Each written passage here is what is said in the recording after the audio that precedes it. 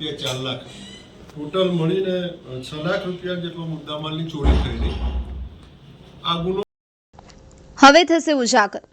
Navabandar marine police સ્ટેશનના સૈયદ રાજપરા ખાતે થયેલ ઘરફોડ ચોરીનો ભેદ ઉકેલી તમામ મુદ્દામાલ રિકવર કરતી એલસીબી ગીર સોમનાથ. ઉના તાલુકાના રાજપરા ગામે 2-3 દિવસ પહેલા કોઈ અજાણ્યા ઈસમો દ્વારા ચોરીના બનાવટથી ઉના ડીવાયએસપી ઓફિસ ખાતે ડીવાયએસપી એમએફ ચૌધરીની અધ્યક્ષતામાં પ્રેસ કોન્ફરન્સ કરવામાં આવી. રાજપરા ગામે ચોરીના બનાવમાં આરોપી દ્વારા એક બંધ મકાનમાં પ્રવેશ કરી રૂમમાં રાખેલ ટાંકીના નકુચા તોડી રોકડ ₹4 લાખ તથા સોના ચાંદીના દાગીનાની ચોરી કરેલ, જે બાબતે નવાબંદર મરીન પોલીસ સ્ટેશન મુજબ ગુનો રજીસ્ટર કરવામાં આવ્યો.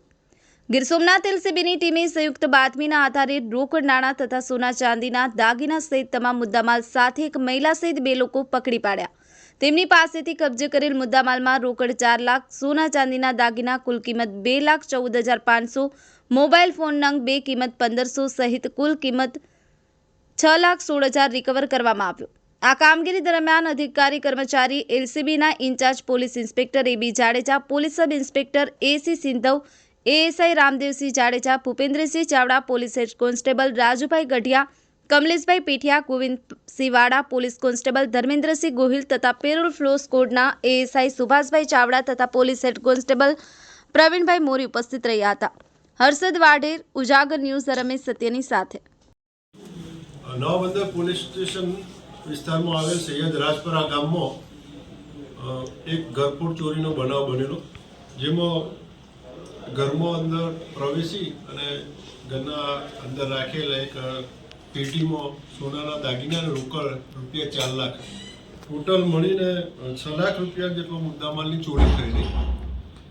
આ ગુનો અનડિટેક હોય પોલીસ મહાનિરીક્ષક સાહેબ અને એસપી સાહેબની સૂચનાથી લોકલ ક્રાઇમ બ્રાન્ચ દ્વારા આ ગુનો ડિટેક્ટ કરવા માટે શરૂઆતથી પ્રયત્ન કરવામાં આવેલા અને એમના આ પ્રયત્નો અને એમને મળેલ બાતમીથી આ ગુનો એમને ડિટેક્ટ કર્યો છે.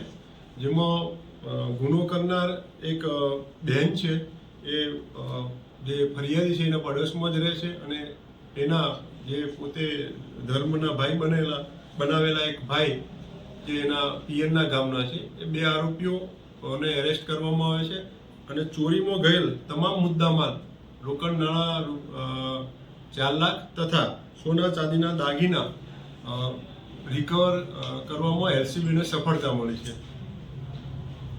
હાલમાં આરોપીને એરેસ્ટ કરવામાં આવેલા છે અને આગળની તપાસ જે છે એ નવાબંદર પોલીસ સ્ટેશનના ઇન્ચાર્જ પીઆઈ કરી રહ્યા છે. આરોપીઓ કોઈ ગુનાહિત કૃત્ય અગાઉથી ધરાવે છે? ના, આરોપીનો કોઈ ગુનાહિત ઇતિહાસ નથી. કેટલા સમય પહેલા ચોરીનો બનાવ બનેલો છે? લગભગ 2-3 દિવસ પહેલાનો બનાવ છે. બનાવનો ધ્યાનમાં આવ્યા પછી પોલીસ દ્વારા ખાનગી રીતે તપાસ કરવામાં આવેલી છે. ફરિયાદી ગઈકાલે પોલીસ સ્ટેશન આવીને ગુનો રજીસ્ટર કરાવેલો છે. પોલીસને જે માહિતી મળેલી એના આધારે એક એલસીબીની ટીમ અને સ્થાનિક પોલીસ પણ એમાં પ્રયત્નો કરેલા, પરંતુ પોલીસના જે ગુનો રજીસ્ટર ગઈકાલે જ થયો છે એમાં ફરિયાદી પોતે ગુનો રજીસ્ટર કરાવવા માટે ગઈકાલે જ આવેલા. ત્યારબાદ એલસીબીની ટીમે પીઆઈ શ્રી સિંઘવ તથા એમની ટીમે ખૂબ જ ઉમદા કાર્ય કરી અને સતત બાતમીદારોથી માહિતી મેળવીને ગુનો ડિટેક્ટ કર્યો.